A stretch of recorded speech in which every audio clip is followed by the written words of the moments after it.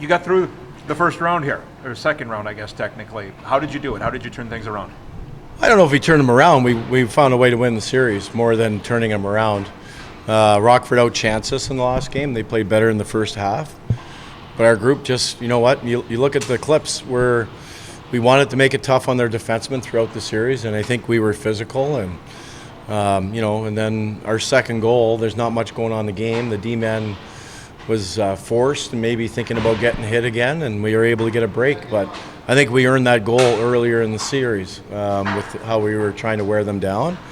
And then, we were fortunate in overtime to get a power play and a timely goal. So for me, we found a way to win. It's kind of like our team this year. There's lots of times maybe we didn't deserve a win, but we found a way to win. So we'll take that, and we don't care about the first round because it's over, or the second round, whatever you call it. But what you said about setting up that hit, whether it's a 60-minute game or a 5-game series, you can do that. You have a little bit of time to do that. For sure. So, that's part of it. You want to impose your will, and you want to use the assets that you have at your the tools in your toolbox and make sure you put them in position for success. As a group, we got better as the series went on. We still haven't hit our peak yet, so we're okay with that. We still got boots on. We're happy with that. We had a good skate today. We're excited to get on the road. We've been home for a really long time here. Seems like almost 6 weeks, and with the end of the season and then the break. So we're excited to go to Texas and enjoy some nice weather and move on to the divisional final and a new challenge. But defensively, as the series went on, everybody stepped up after, especially after Game 2. But especially your goaltender, Matt Murray, was really, really good. Yeah, I think Matt improved as the series went on, and like we said the other day, way to announce your presence with the penalty shot. That's a big moment. He came out, and I'm here today. You guys are going to have a tough one. So I was really proud of him and his maturity, and then that's what playoffs are. Like Svech grabs a big moment in overtime. Murray grabs a big moment on the penalty shot. That's what it comes down to when you're playing a one-game elimination. Who's going to get the luck, or who's going to be ready for the opportunity that's presented? And fortunately, I feel bad for Sandy shooting it over the glass. We did the same thing in the third.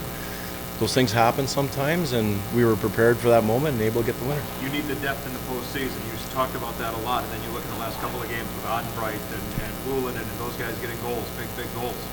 Yeah, there's no question. Chase as well came in after Game 2. So we have lots of good players here, and we're going to move guys in and out as we feel what is the best lineup on any given day to win a game. We have to try to manage that. But we do have a lot of options, and it was great to see those guys when they got an opportunity. They were prepared. It's hard. There's, I don't know what the number is, 36 players here, and we dress 20. And so that's 16 guys every night that aren't in the lineup. That's a difficult thing. We recognize that, and then you have to stay as ready as possible so that if they do get an opportunity, they can grab it. Last 2 seasons you've had to Texas's year. Is that in the mind for anybody going No, into this? no, not at all. Every year is different. Every team is different. Obviously, we know we've come out of our division the last couple of years. We've been in, this is the 4th final in a row, I think we're in the division. Everyone wants to beat us because we've had some success, and that's the way it goes. Everyone wants to beat Hershey because they're back-to-back champions. So that's just the way it is. At this time of the year, there's no need for motivation. Everybody wants to continue their season. Everybody wants to play well.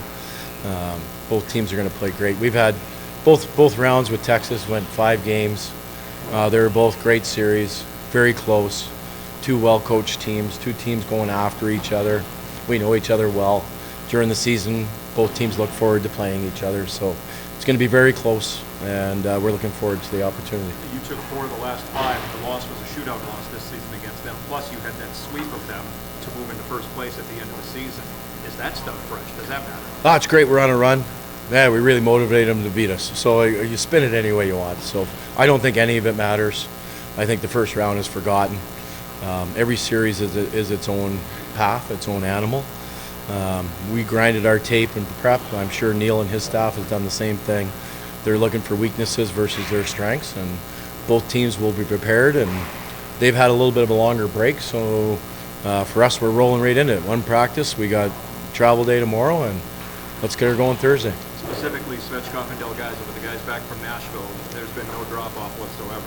Yeah, no, the guys are invested. And that, for me, your play can not be perfect all the time. We're okay with that. Obviously, we're searching for everyone to play the perfect game, but it's the investment and the mindset, and everyone who's returned from Nashville, all the new players we've brought in during the season. And you can see the celebration. You see a guy like Denisenko. I don't know if there was a happier guy on the ice with his celebration. I know it was a Russian cohort who scored the goal, and they were enjoying celebrating that. But guys are all invested. When you played to this stage, you're at a point now that you've gotten through the first round or first 2 rounds. Now we're into the 3rd round, the division final. You want to win now. There's only 8 teams left in the league. We're honored and privileged to be one of 8 teams out of 32 still playing. We want to take advantage of that opportunity. With Matt Murray starting his career in Texas, what are you expecting for him as he heads back to your turf? Yeah, you know what? He's probably got lots of friends there, lots of people he knows. I think he's asserted himself in the regular season, and you always want to beat your old team, whatever the situation is. I think he, those last few games at the end of the year, he went in and played great for us, and we probably stole the game we shouldn't have won. I think we're past that now. I don't think that's part of it.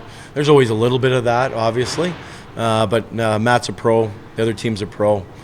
It's going to be too. I don't think that's an issue for either party at this point. I feel like I've been talking to you about Spencer for like 3 years now. How has Stanley's game grown? Where's he at now? Yeah, no, he's doing good. He's still the elite skater.